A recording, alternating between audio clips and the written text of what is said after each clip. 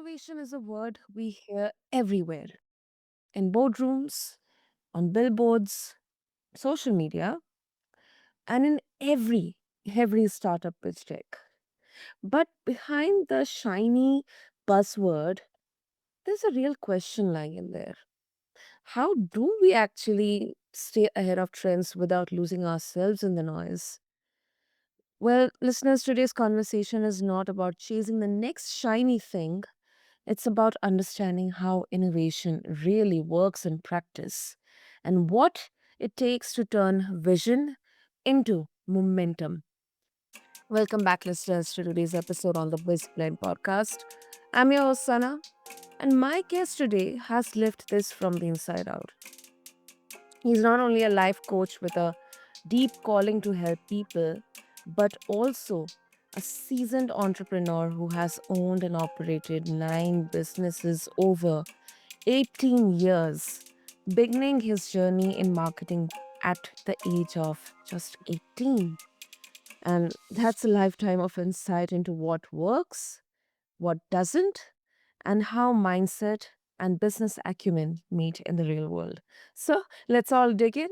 What does it really mean to innovate, to spot the wave before it crests, and to keep moving when others stall?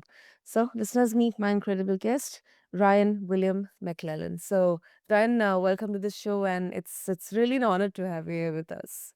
Thank you. It's an honor on my end as well. I'm glad you like the topic. It's an interesting one. Absolutely. Yes, yes. It is, and it's quite it's quite tossed around. Um Yeah. Different meanings, sometimes it's like there will be a spark of genius or a sudden idea, a light bulb moment, and yeah, that's it. But Ryan, in your experience, how does innovation actually work in the business? Um, Innovation, I like to look at it this way. It's really just moderating, basically modernizing antique ways, as I like to put it. And the thing people don't realize is innovation isn't specifically always a business process. It's just kind of the evolution of something. As an example, when you're younger, you learn you learn to brush your teeth, you learn the ABCs.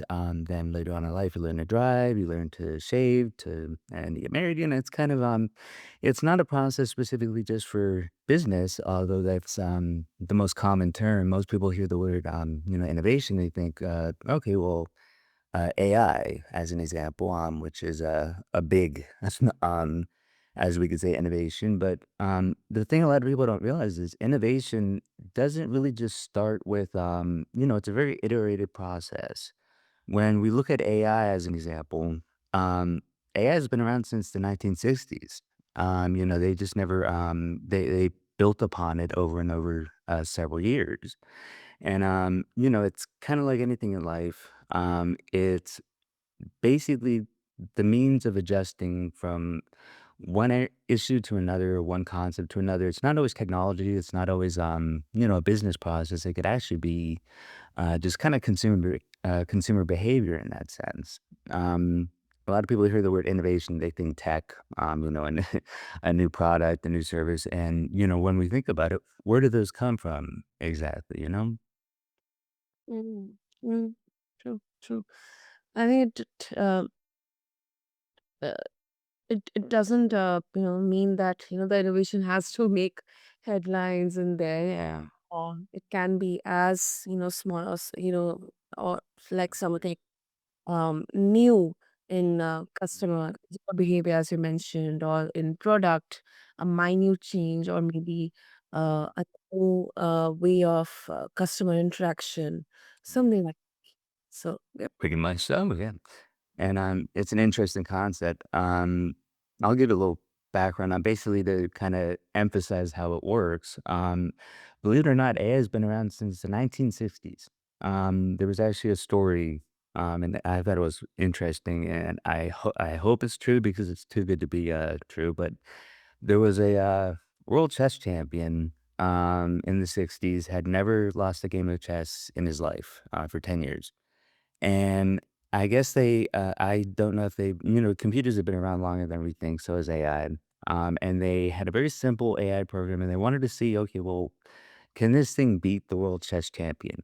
And based on that, it could predict patterns, it could predict, his next moves, and, that it beat the world chess champion, literally out of 10 years.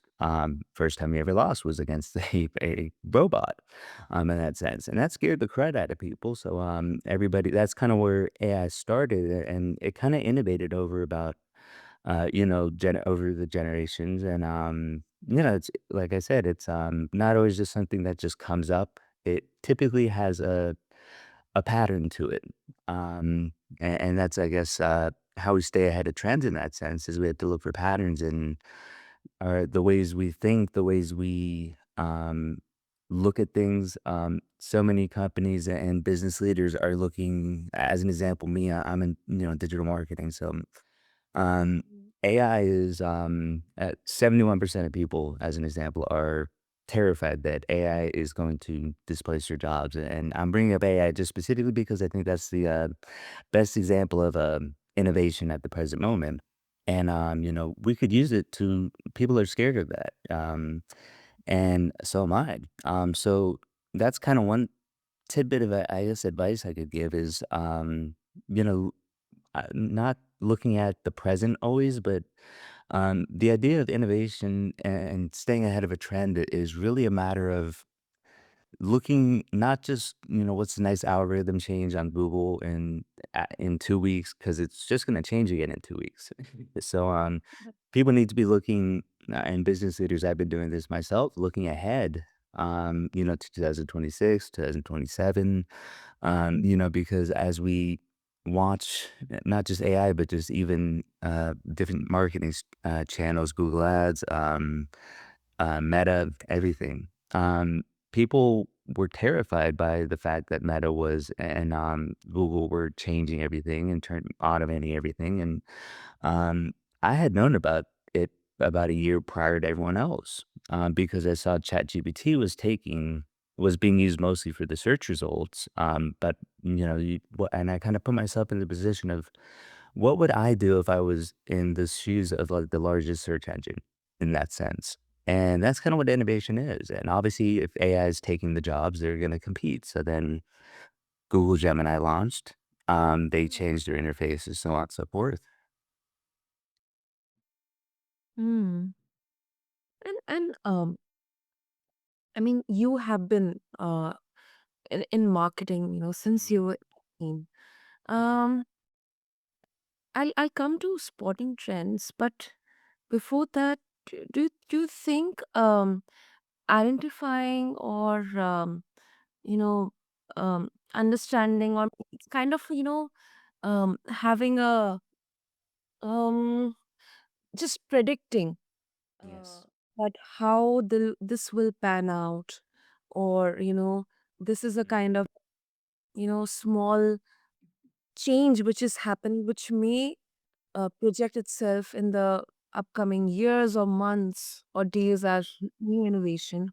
Are there any prerequisites required here, Ryan? Like, does it need a lot of experience or a lot of exposure to, the industry or customers? What exactly is needed? That's a good question. And I'm happy to answer because I Mm. really this is where I really have a lot to say. um, basically I'll give a little short story. I had a friend, and this has a point, I promise. I had a friend who 2 years prior to ChatGPT even launching, 2 years prior to, as an example, Bitcoin, cryptocurrency hadn't, it was pennies a share. And he was talking about, okay, well, yeah, this new thing called, AI is coming out. We've all heard, everyone's heard AI. We've seen movies, and, we never really expected it to get to the point where it could, you could actually talk to it. And I was telling him just, nah, it's never going to happen. And sure enough, 2 years later, ChatGPT launched. Um, Bitcoin and cryptocurrency became a common trend, and I kind of tried to figure out how did he look 2 years ahead of himself, and how did he have that inside knowledge? And I realized what it was. He was doing a PhD, and I was doing my master's in marketing while he was doing his PhD in mathematics, but it was a lot of coding. So yes, it's not just surrounding yourself around the industry itself. A lot of people go online and will look at industry reports and industry trends, but to be honest with you, I realized his advantage was he was in I guess you could say an academic program that was emphasizing create, when you surround yourself with the right people, and it's something a lot of people really don't do, you learn new things that they might know. There's no one real direct way to, I guess, look into I guess, predict the future in that sense when you're thinking about it. But it's kind of looking at patterns, and I would say the best way to do that is, um, surround yourself with the right people, and also realize one thing I found over time is a lot of most innovations are not generated by, say, a company. Google had this thing called 20% time. And what it meant was 1 day a week, I think it was every Friday, they would pay their employees to think up new ideas, basically, and just enjoy passion projects. And based on that, that freedom where they were saying, listen, we want you to go do whatever you want and figure something out. That spawned Gmail, Google News, Google Earth. A lot of innovation happened from the employees, from the inside out. And it's an interesting note because we all think that, as an example, with this case, Google, we think they're the ones who really, they obviously they jumped on the train, but when you think about it, it was really the employees and the people within the organization that most people don't look at that. Unfortunately, I like to look at it as um, if you really want to know what's coming and to see what's coming in the future, you kind of have to look a little bit less down the road of Googling, algorithm changes 2025. Look down in 2026 and just, I guess, be creative in thinking in terms of if I was in this scenario, say an innovation is coming or something's going to take my job. What do I have to do in the next 2 years to kind of figure out, okay, well, where is this going? Once again, the ChatGPT example stealing search results from Google. So I said to myself, I'll be in the mindset of Google. I would obviously say I'd adapt. The other one is look for press releases and just look on Google Trends, set up Google News alerts, and that keeps you updated. And yeah, that's pretty much it. Hmm. I absolutely agree, Ran. I think the most important point, which I also will personally uh, maybe 100% or 1000% vouch for is Mhm. surrounding yourself and interacting with like-minded people. Mhm. Because I don't think innovation happens in isolation.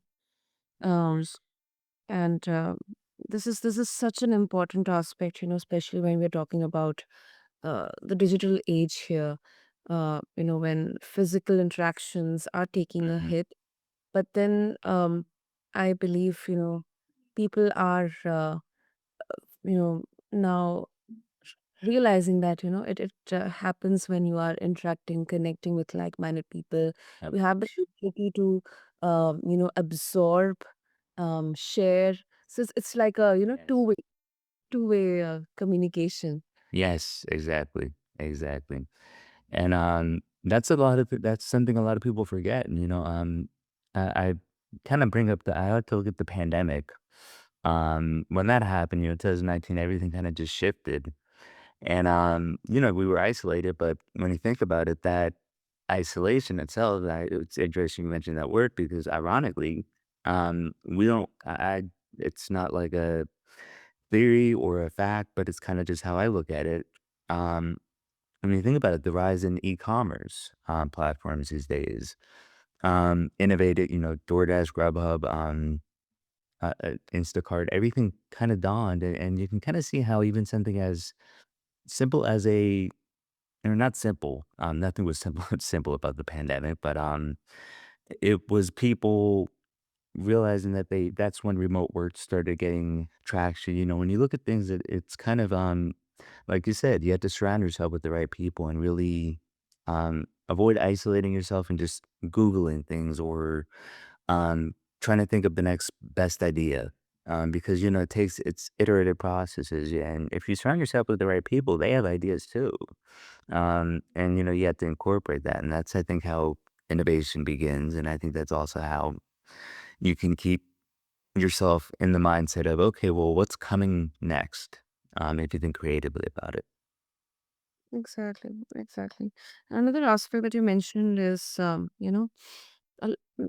most of the times, it's not just, the company, but the employees who are Mhm. um, innovating. And I think this is motivated when, you Mhm. have um, curiosity, you have, that kind of Yeah. kite where each and every employee is, free to contribute or ask Like, questions in there, challenge some of the status mhm. quo. So I think this kind of culture, not only in big companies, but in small and medium business, I think it should be very much encouraged.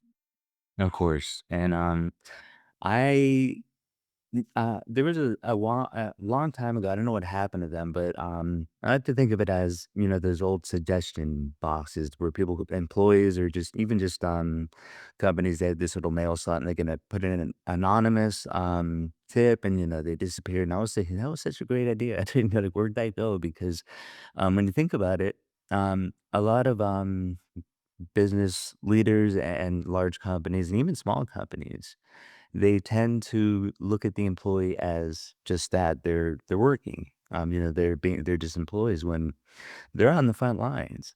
They're the ones, that, as an example, if you have a sales team, you might be looking at the numbers and going, okay, well, this one's underperforming, this one's doing much better. So I had this happen in a consulting position. The uh, I think it was the CEO or the co-manager, I forgot who he was, but he was kind of thinking, "Oh, I gotta really fire this guy because he's not, he's not getting into he's not selling anything, he's not doing it correctly." And then I kind of said, "Well, what is back?" I kind of said, "Back up. What is the best employee, the best salesperson doing?" And I realized, I went over talked to him, and it turns out the highest ranking sales members of that team were straying from the script. It had nothing to do with lack of performance, while the ones that were underperforming were with the ones following a set script. And so I said, okay, well, don't fire that guy. Ask the take the system the other guy developed and realize that's kind of how innovation happens. That's how you advance yourself, because oftentimes we look too much at numbers and the quantitative, and we forget that not just our employees, but just the people around us are just maybe equally as creative as we are. We all have different strengths. If you're creative, you need someone who might be more mathematically inclined, like me. I horrible at math, but creativity is great, and that's why it's like I surround myself with, or not surround myself, but I try to get in conversations with people who are in coding, who are in math, not in mathematics, but just people who are in industries that I'm not in, and that's how you learn and how you advance, not just as a person, but as a company as well. Exactly, exactly. Otherwise, I feel surrounded with people who are just like you. I did take an echo chamber in there. Yeah, it's interesting. Not a lot of people do that. Even your friends, people don't realize that um, friends, family members. It doesn't always have to be, like an employee or a networking event or an expo. It's just surround yourself with, get out of the house, as they say. And it doesn't always figuratively mean really get out of the house, but it just means be around, be part of society, in that sense. Because if you're not outside and seeing things, and I'm in Miami, it's very crowded city, and I can understand why it's hard for people to really think in terms of, uh, long term, me personally, I believe that, more work, should be more kind of like what Google did, where a lot of employees need to have that input. And I think honestly that it should be kind of, not a mandatory process, but I do believe that in theory, and I've seen this happen, when you give employees or, anyone for that matter, the freedom to attend your annual board meeting, you really don't know if they have ideas that may help the company. They're the ones that are, um, staying they're the ones actually talking to people, whereas, as the company grows, the higher up you go, it tends to kind of I don't wanna say it gets, to a point of power, but a lot of processes get kind of reversed. Small companies end up doing, well at innovation because they're able to be more involved with the people that are not below them, but the people that are, in a position that might be on the front line, as I said. Mm, of course, of Of course. course, yeah. And Ren, how do we separate a passing fad from a long-term trend that's worth betting on? Because Mhm. I'm curious to know, like, when it comes to spotting trends, what signals do you pay attention to that, uh, tell you something is about to shift? Hmm, good question.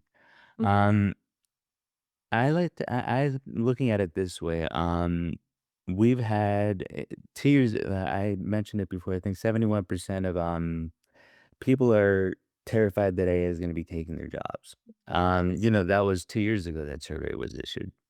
So I kinda look at it as, okay, well, you've had 2 years worrying about AI taking your job. What are you gonna be, and as an example, me, I'm already looking for not looking at it as, AI is gonna take over the world and all that, and people have their theories but, when it comes to kinda spotting those trends, you have to not just really spot them, but kinda have a backup or a contingency plan. Rather than, worrying about, what's coming, you could look at um, as an example, this is just on my end. No one's heard of the term neuromarketing. It's a concept no one's heard of. It's a very small industry. It's the neurology of marketing, and I'm looking at that as okay. Well, that's not really known right now, but in where will it be in 2, 3 years from now? So you had to kind of look in terms of not just what benefits you, but if something's changing, or you're trying to spot a trend, do your best to kind of look for the small signals and really think creatively and outside of the box. Um, Industry reports, as an example, we look at the numbers. This will be so and so amount will increase to so and so amount by 2030. That's maybe sometimes they're correct, sometimes they're not, but people forget to read the whole report. Like, what are they at? What's going on that's going to cause it to grow? In that sense. Mm, mm. I also, I think most of us confuse noise with Yes. Yes. signal. Uh, like in general sense, we jump on TikTok trends or Yes. uh, any new tool because we're afraid of missing out. This kind of Yes. FOMO in there. But I think there's also cost to chasing everything. So I think this distinction to identify is very, very important. And it's also ground. Now, um, I I believe all of this that we have been talking about, it involves mindset. You have said, Ryan, that mindset controls 70% of our actions. Hmm. Um, let's talk about solutions in there. When your mind wavers and when self-doubt is there, or maybe there is a FOMO, there's a fear, what practices help you realign so you don't stall innovation out of that fear or anxiety?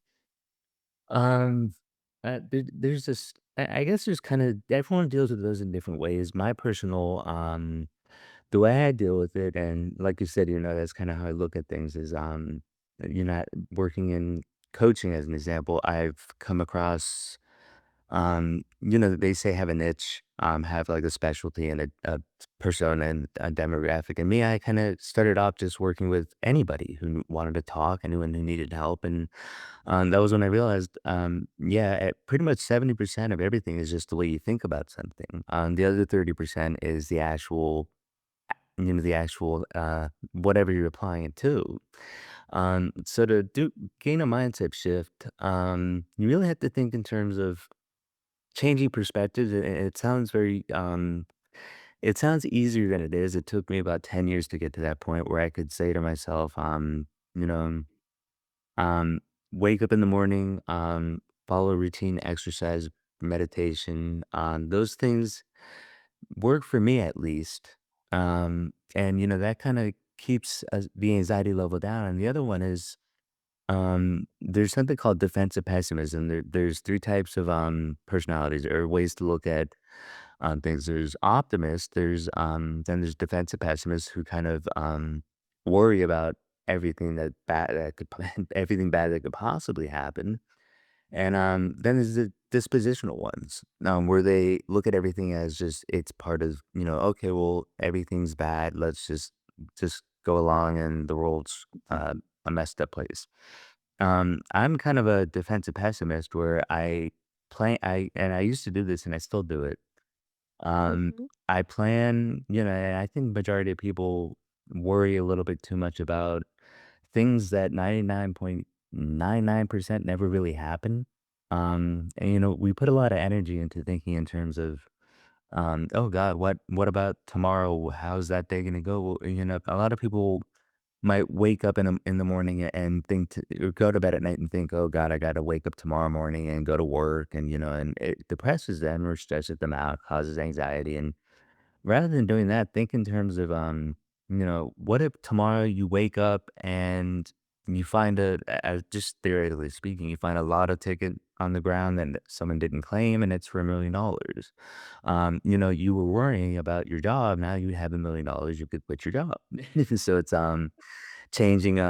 changing perspectives on things and realizing that even if the mundane part of your life or just the stresses and the anxieties, um it sounds so much simpler than it really is, but you do have to look at things through different perspectives and realize that um majority of the stuff we worry about never really happens, and that drains a lot of energy out of people is worrying about Yeah, things. yeah, true. That's true. That's true. And Yes, ma'am. I think like it is the energy source that makes people willing to try something new. Um, Without it, even the best ideas they on the shelf. So um, Voice. it's too much important, but also it's kind of a bit of a a nuanced kind of curiosity in my mind. Yes, it is true. And that do you think innovation is sometimes overrated? Like maybe businesses they focus too much on new, um, because we have seen so many case studies in the recent times, in the 90s and the 2000s, where Mhm. brands and companies who couldn't innovate, they either completely died down or they completely got lost in oblivion. Do you think that it's overrated? Like businesses they focus on too much new and they forget about simply the basic that are the foundational blocks in there, and uh, how they can do consistently well. Of course. I do believe that, and you're right on the money. A lot of companies put too much time into what's happening now. As we were discussing, the algorithm changes happen every 2 weeks. I think Google's algorithm changes about like the algorithm changes maybe. I think last time I checked it, it's literally thousands of times a day. And that's a lot to keep up with. And, sometimes companies narrowly focus too much on building something. And this is one thing I learned. It's a great book if no one's read it. It's The Lean Startup by Eric Ries. And it shows that you don't just go and build something and then assume just because you think there's a problem or a solution to something. You don't spend, a lot of companies do this. They spend a lot of millions or hundreds of thousands of dollars innovating something and then they go and test it. And that's sometimes it rarely works. Majority of the time, you have to think in terms of what, I have an idea for so and so. Okay, well, and this is kind of borrowed from the book.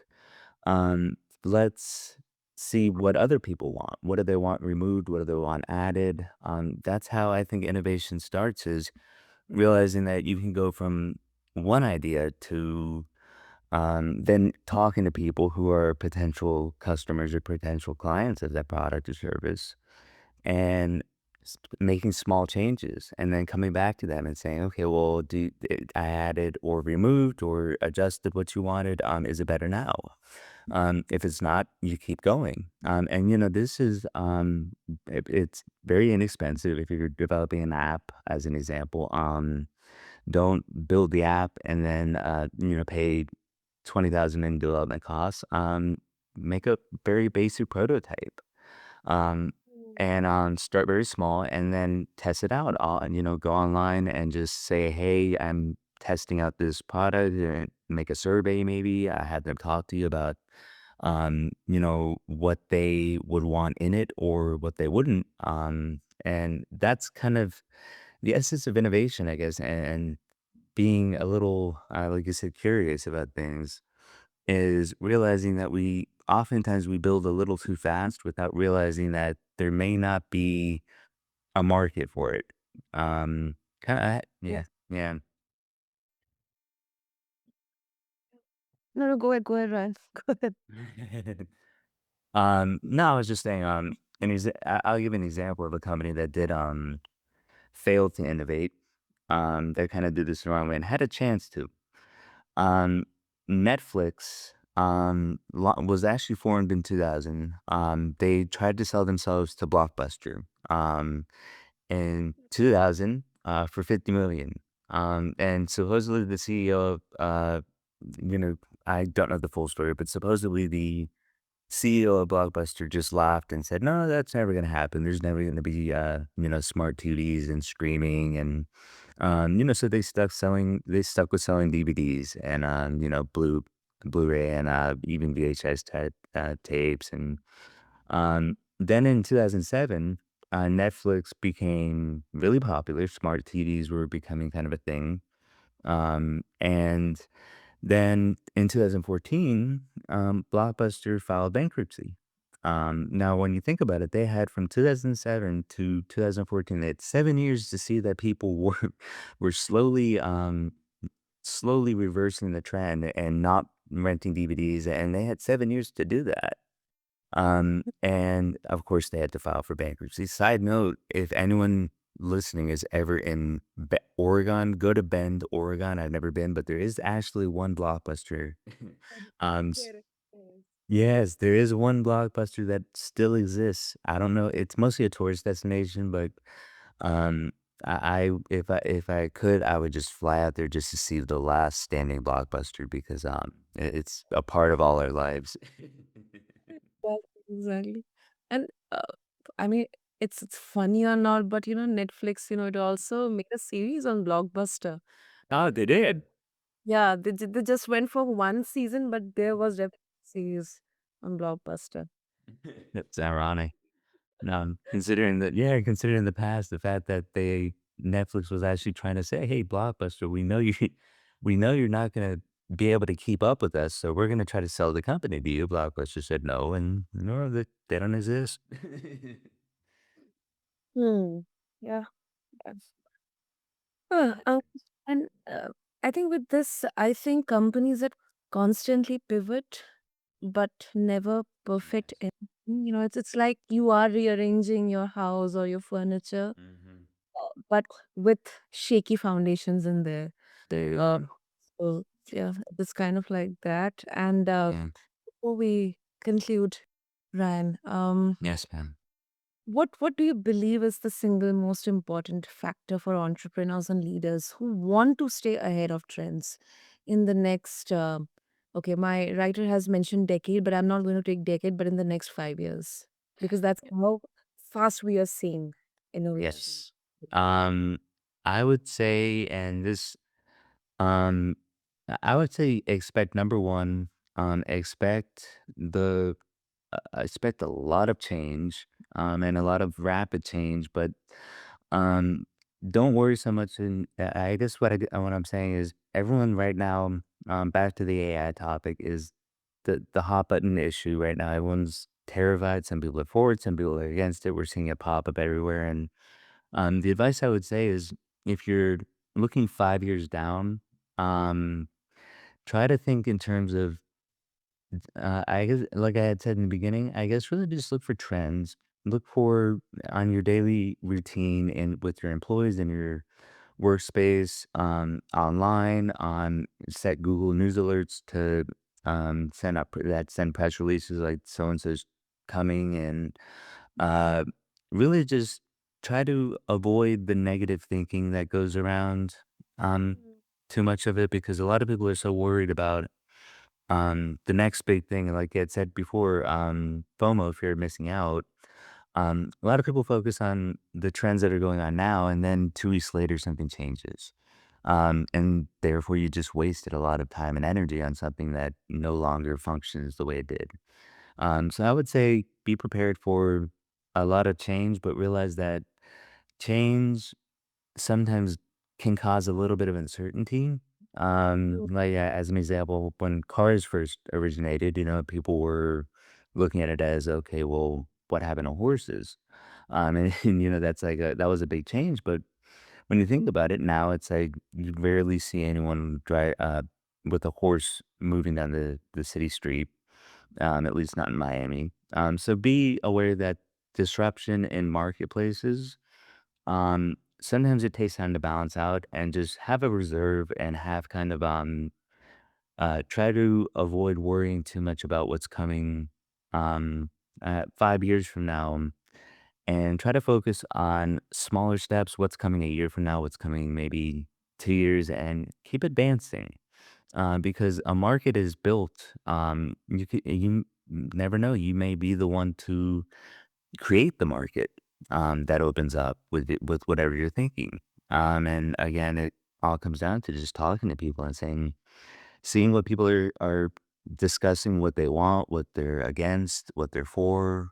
And I'll leave it with this. I, I know over here, I was down here in Miami. The media, the news. My best advice to anyone who doesn't want to wake up and have a bad day is simply don't watch the news. Watch something else. Watch a podcast. Watch something interesting. Maybe this one. Because the news, for some reason, I just noticed that every time something bad happens, people start tuning into the wrong mindset, and that really disrupts innovation. If you don't have a clear enough mind to think, and you're so worried about everything going on around you, your ideas are gonna fall onto deaf ears, basically.